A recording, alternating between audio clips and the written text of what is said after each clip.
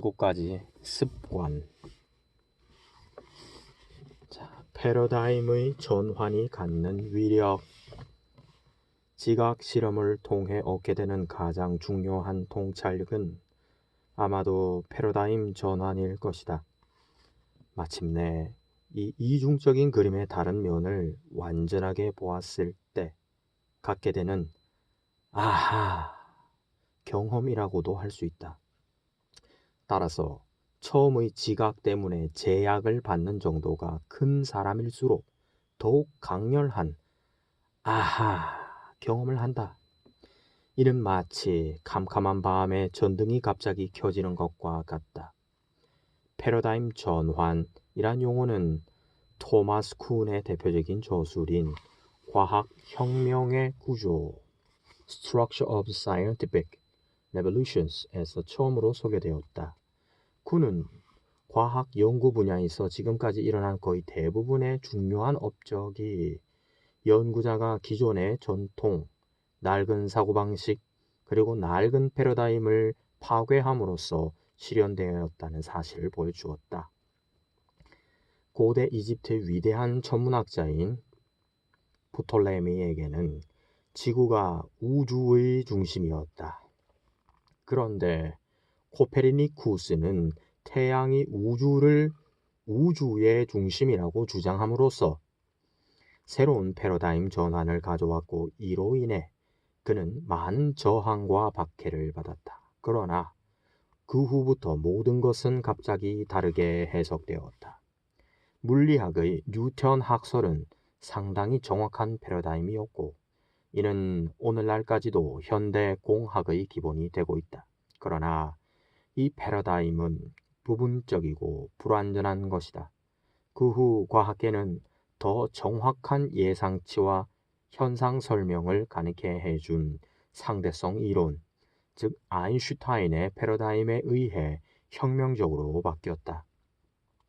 세균 이론, (theory)가 발달하기 전까지 출산 시 산모와 신생아의 사망률이 높았다. 그런데 아무도 그 이유를 이해하지 못하였다. 나아가 전장에서도 많은 군인들이 일선에서 치르는 전투 때문에 죽기보다는 작은 상처와 질병 때문에 더 많이 죽어갔다. 그 후 세균 이론이 개발되자 이것은 완전히 새로운 패러다임이 되었다. 즉, 이 이론은 질병에 관한 이해를 개선시켰기 때문에 의학 분야의 극적이고 중대한 발전을 가능하게 하였다. 오늘날 미국이란 나라가 존재함은 패러다임 전환 덕분이라고 볼 수 있다. 18세기까지 내려오던 정부에 대한 전통적 개념은 군주 제도였다. 또 왕이야말로 권리를 하늘로부터 받는다는 왕권 신수설이 지배하였다. 그런데 여기에 하나의 다른 패러다임이 개발되었다. 이것은 바로 국민을 위한 국민의 정부였다. Of the people, by the people, for the people. 이것이 바로 헌정 민주주의를 탄생시켰다. 이 같은 제도는 인간이 가진 거대한 에너지와 창의성을 발휘하게 했을 뿐만 아니라 생활 수준과 자유와 희망이 세계 어떤 나라와도 비교할 수 없는 훌륭한 사회를 만들어냈다. 그런데 패러다임 전환이 모두 긍정적인 방향으로만 가는 것은 아니다. 우리가 관찰했듯이 성품 윤리로부터 성격 윤리로의 전환은 진정한 행복과 성공의 원천이 되는 바로 그 뿌리를 무시하고 멀리하게 하였다. 그러나 패러다임 전환이 우리를 궁극적, 긍정적 또는 부정적 방향 그 어디로 이끌든지 관계없이, 또 그것이 일시적인 것이든 지속적인 것이든 관계없이, 이것은 우리가 세상을 보는 시각을 한 가지 방식에서 다른 방식으로 바꾸는 것이다. 그러므로 이 전환은 커다란 변화를 가져온다. 우리가 가지는 패러다임은 옳든 그르든 우리의 태도와 행동의 원천이 되고, 궁극적으로는 대인관계의 근원이 된다. 나는 뉴욕의 지하철에서 어느 일요일 아침 작은 패러다임 전환을 경험한 적이 있었다. 지하철을 탄 사람들은 조용히 앉아서 신문을 읽고 있었고, 또 다른 사람들은 생각에 잠겨 있거나 또는 눈을 감고 쉬고 있는 상황이었다. 전체적으로 매우 조용하고 또 평화스러운 장면이었다. 그런데 다음 정거장에서 한 중년 남자와 그의 애들이 탑승한 순간 아이들은 매우 큰 소리로 떠들고 제멋대로여서 전체 분위기가 금방 바뀌었다. 아이들과 함께 탑승한 그 남자는 바로 내 옆에 앉았는데 두 눈을 감고 이러한 상황에 대해 전혀 신경을 쓰지 않는 듯이 보였다.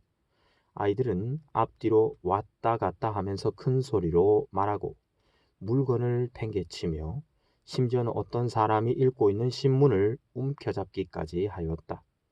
매우 소란스러운 분위기였다. 그러나 내 옆에 앉아있는 이 남자는 죽은 듯이 가만히 있었다.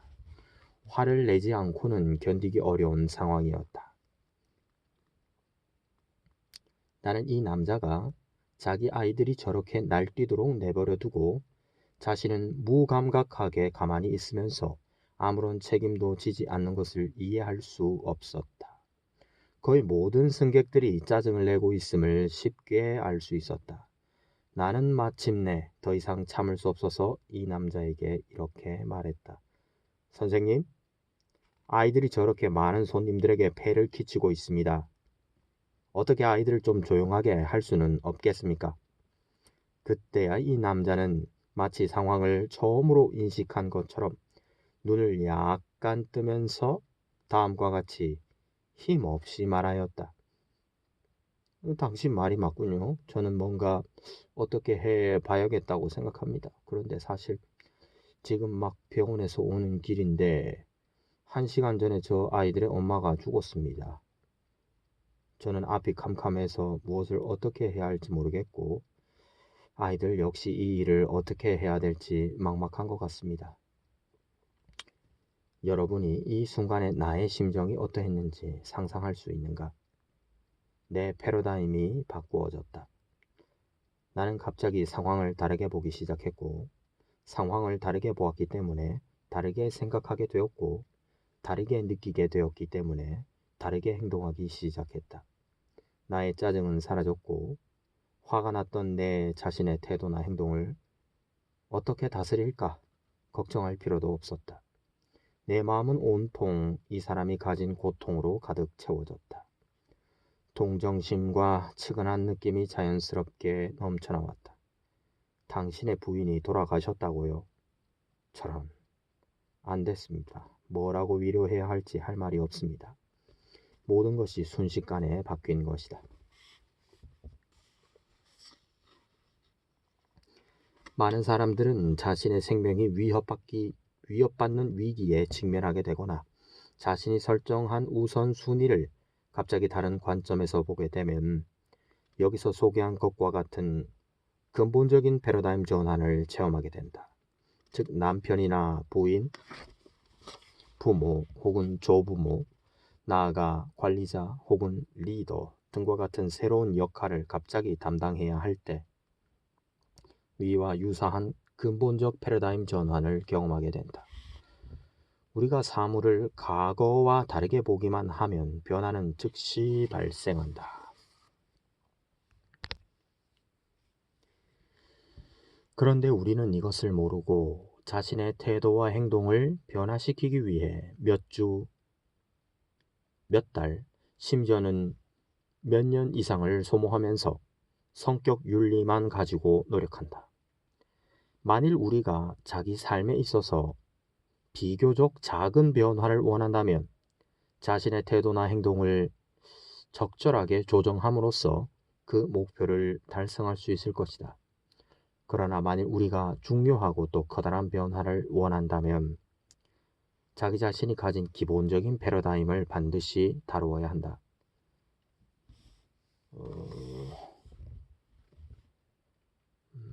미국의 매사추세츠 출신의 시인이자 철학자인 소로는 악의 이파리를 수천 개 잘라내는 것보다 뿌리를 잘라내는 것이 더 낫다라고 했다.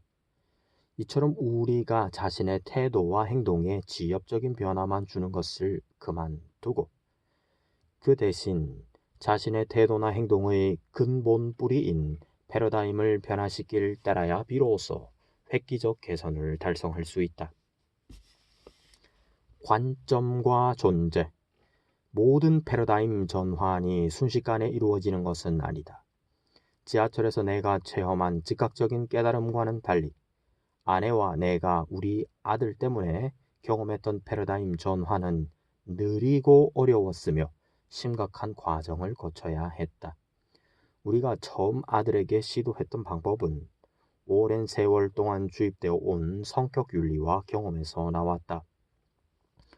우리 아들 문제는 우리가 가진 자녀들의 성공 척도뿐만 아니라 부모로서의 성공 척도에 대해 우리 속에 깊이 뿌리박힌 패러다임 때문이었다.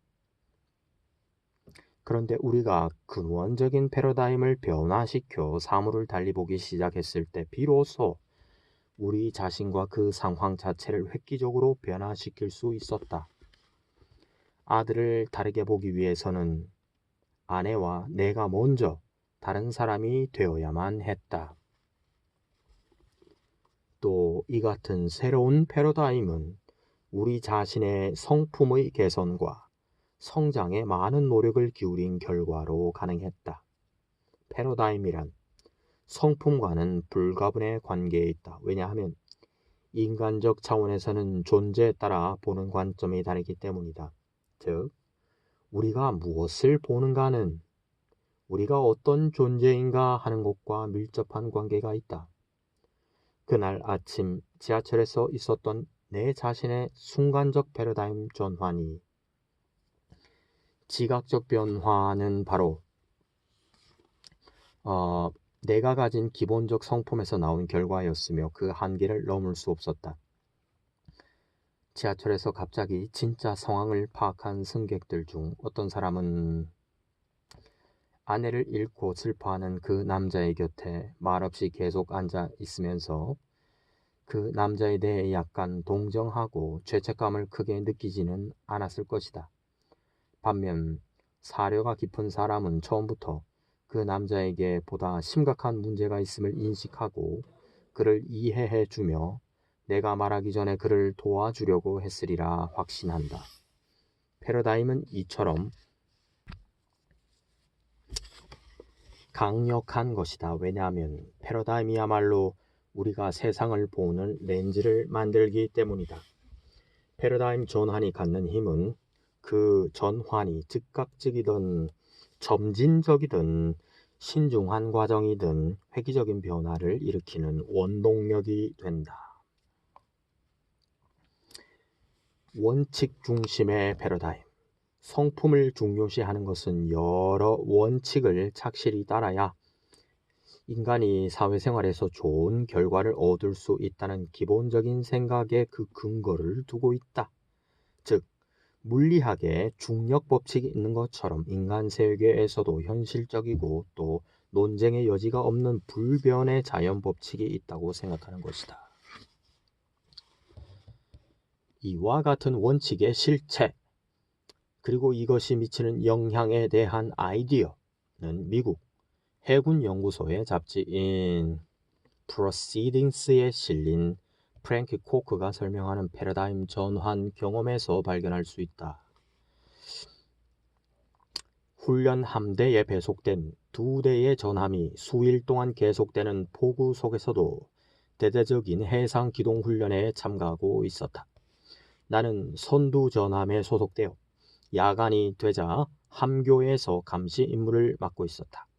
안개가 너무 짙어 시야가 불분명했고 이 때문에 선장은 모든 활동을 감시하기 위해 계속 함교에 남아 있어야만 했다. 완전히 어둠이 깔렸을 때 함교의 앞쪽에 근무하던 감시병이 다음과 같이 보고하였다. 우현, 이물 쪽에 빛이 보입니다. 불빛은 가만히 있는가? 아니면 고물 배 뒷전 쪽으로 움직이고 있는가 하고 선장이 소리쳤다. 감시병은 움직이지 않습니다, 선장님 하고 대답하였다. 이는 우리 배가 그 배와 충돌할 수 있는 위험한 코스에 들어와 있음을 의미하는 것이었다. 그러자 선장은 신호수에게 소리쳤다. 저쪽 선박의 충돌 코스에 들어와 있다고 신호를 보내라. 그리고 항로를 20도 방향으로 바꾸라고 지시하라. 저쪽에서 신호가 되돌아왔다. 당신들이 항로를 20도 바꾸시오 라는 연락이었다. 선장은 나는 선장이다. 20도를 움직여라 라고 명령하였다. 저는 2등 항해사입니다. 선장님께서 20도 바꾸는 게 좋겠습니다 라는 응답이 돌아왔다. 그러자 선장은 매우 화가 나서 소리쳤다. 우리는 전투함이다. 당장 진로를 20도로 변경하라. 조명빛과 함께 다시 응답이 돌아왔다. 저흰 등대입니다 라고. 우리는 즉시 항로를 변경하였다. 여기서 선장이 경험한 이 얘기를 읽으면서 우리도 경험한 패러다임 전환은 주어진 상황을 완전히 다른 각도에서 보도록 바꾸어 놓는다. 우리는 제한된 지각 때문에 실체를 제대로 파악하지 못한다. 그런데 이 실체의 파악은 안개 속의 선장 경우처럼 우리가 일상적인 삶을 이해하는 데 매우 중요한 요소가 아닐 수 없다. 원칙은 등대와 같다. 따라서 이것은 파괴될 수 없는 자연 법칙이다. 불후의 명작 10개를 만든 세실 B 데빌 감독은 우리가 율법을 파괴한다는 것은 불가능한 일이다. 우리는 단지 율법을 어김으로써 자신을 파괴할 뿐이다라고 영화 속에 담겨진 율법, 즉 원칙의 진리에 관해서 말했다. 사람들은 자신이 한 경험과 또 살아오면서 주입된 관점들을 통하여 스스로의 생활과 다른 사람들과의 상호작용을 들여다본다. 그런데 패러다임인 지도는 어떤 지역, 그 자체는 아니다. 지도인 패러다임은 주관적 실체로서 단지 어떤 지역을 기술하고자 하는 시도에 불과하다.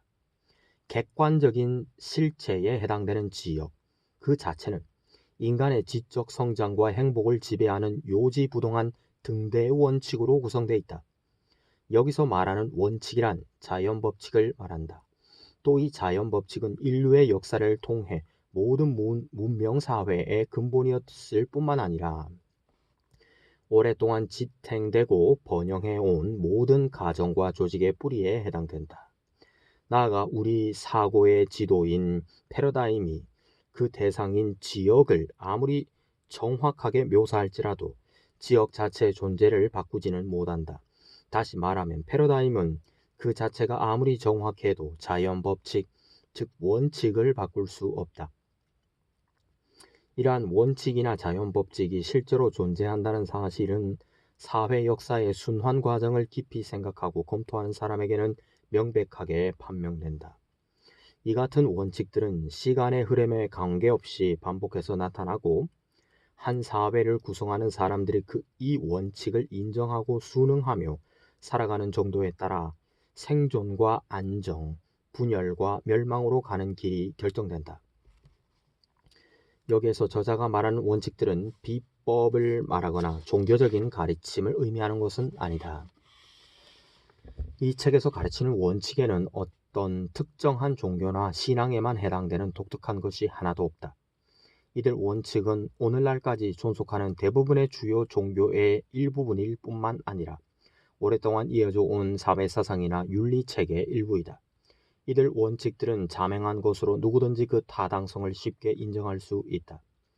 이 같은 원칙과 법칙은 우리 모든 인간의 신체의 일부, 의식의 일부, 그리고 양심의 일부에 해당된다. 이 원칙들은 각자의 사회적인 물들음이나 또 이것을 신봉하는 여부 관계없이 우리 모든 인류 사회에 적용한다.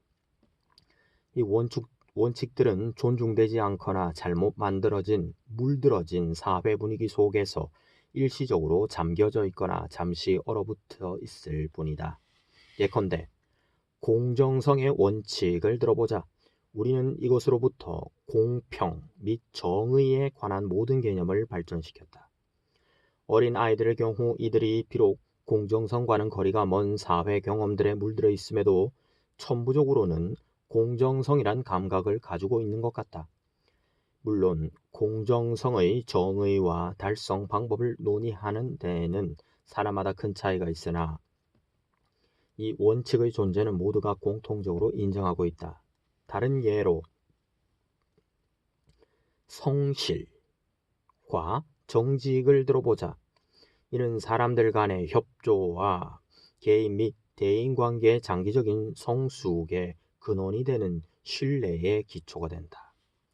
또 다른 원칙으로 인간의 존엄성이 있다. 미국의 독립선언서에 나타난 기본 개념은 이러한 원칙과 가치를 반영하고 있다.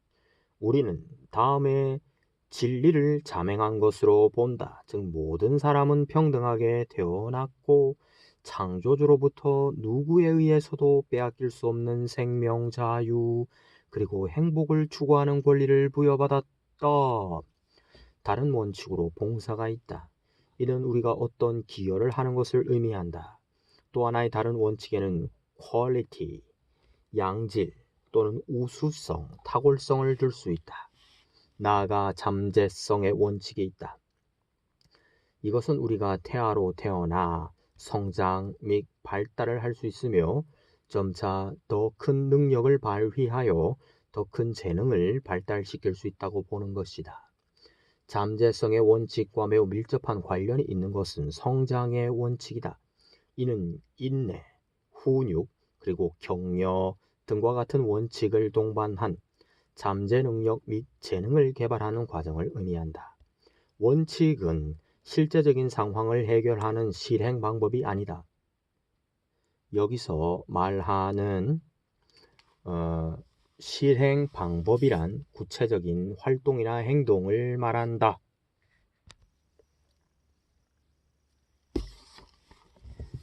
어떤 상황에 잘 맞는 방법이 다른 상황에서는 잘 들어맞지 않는 경우도 있다. 그 예로 큰 아이를 키울 때의 방법이 둘째 아이에게는 잘 맞지 않는 경우가 이에 해당된다. 따라서 실행 방법은 상황에 따라 달라지는 것이지만 원칙은 어디에나 보편적으로 적용될 수 있는 기본적인 것이다. 원칙이란 각 개인은 물론 부부, 가족, 그리고 모든 공사 조직체에 적용될 수 있다. 어떤 사람의 내면 속에 이 같은 원리, 즉 원칙이 습관으로 자리 잡을 때 그 사람은 다양한 상황에 현명하게 대처할 수 있는 수많은 실행 방법의 창안 능력을 가지게 된다. 원칙이 가치는 아니다. 도둑이나 범죄자 집단도 공유하는 가치관은 가지고 있겠지만 우리가 얘기하고자 하는 근본적인 원칙에는 위배되는 것이다. 가치가 지도라면 원칙은 그 지도가 나타내는 지역, 땅에 해당된다. 따라서 우리가 올바른 원칙들을 중요하게 생각할 때 우리는 땅과 같은 실체에 관한 지식, 즉 핵심을 갖게 되는 것이다. 진리, 원칙이란 영구불변의 가치를 갖는 인간 행동의 지침이다. 따라서 원칙이란 근본적인 것이다. 원칙은 그 자체가 이미 자명한 것이기 때문에 논쟁할 여지가 전혀 없다. 원칙이 갖는 자명한 본질을 재빨리 파악하는 한 가지 방법은 원칙에 위배되는 행동을 해가면서 성공적인 삶을 살려고 시도하는 것이 얼마나 어리석은 짓인지를 생각해 보면 알 수 있다. 나는 이 세상의 어느 누구도 불공정, 속임수, 비열함, 무익함, 열등함, 그리고 태폐성 등이 성공과 행복을 지속시키는 데 필요한 기본 요소라고 믿지는 않으리라고 생각한다.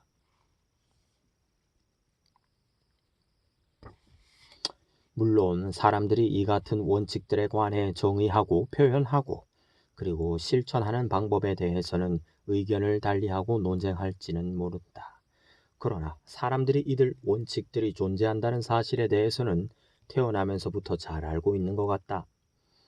우리가 가진 사고의 지도인 패러다임이 이같이 원칙, 즉 자연 법칙에 가까워지면 질수록 이들 패러다임은 보다 더 정확해지고 더 좋은 기능을 발휘하게 될 것이다. 성공적인 개인 및 대인관계를 위해서는 올바른 지도, 즉 정확한 패러다임이 자신의 태도나 행동을 변화시키기 위해 필요한 온갖 노력으로 얻을 수 있는 결과보다 훨씬 더 크고 무한한 성과를 가져올 것이다.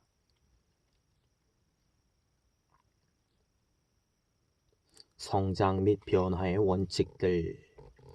성격 중심의 접근법이 갖는 커다란 호소력과 대중적 매력은 우리가 인생의 질, 퀄리티, 개인이 갖는 효과성과 깊고 윤택한 인간관계를 높이는데 빠르고 쉬운 방법이 있다고 주장하는 데 있다. 이 접근법은 다시 말해서 자연 법칙적 과정과 성장 없이도 이 같은 목적을 달성할 수 있다고 주장하는 것이다. 그런데 이 같은 주장은 알맹이 없는 구호일 뿐이다. 일하지 않고 부자가 되는 법을 약속하는 일확천금식 계책일 따름이다. 따라서 우리가 이 같은 방법으로 잠시 성공한 것처럼 보일지라도 결국에는 개교 부리는 사람으로 전락하게 된다. 성격 중심의 접근법은 착각에 불과하고 속임수일 뿐이다. 따라서 이 같은 얄팍한 기법과 응급처치식 방법을 통해 가장 좋은 결과에 도달하려고 노력하는 것은 마치 디트로이트 지도를 가지고 시카고의 어느 장소를 찾아가려고 하는 것과 같다. 성격 중심 접근법의 뿌리와 결과에 대해 예리하게 관찰한 에리 프롬의 글을 살펴보자. 오늘 우리는 마치 자동 인형처럼 행동하는 어떤 사람을 우연히 만났다. 그는 자신을 알지도 또 이해하지도 못한다. 그가 알고 지향하고 있는 유일한 사람은 존재하지는 않으나 자기가 그렇게 되어야 하는 가상의 인물이다. 그 인물은 정 있게 대화하는 대신 쓸모없는 말로 제잘거리고 참다운 웃음 대신 억지 미소만 짓는다. 그는 또 진짜 고통스러움을 감추고 자포자기의 무딘 감정만을 내보인다.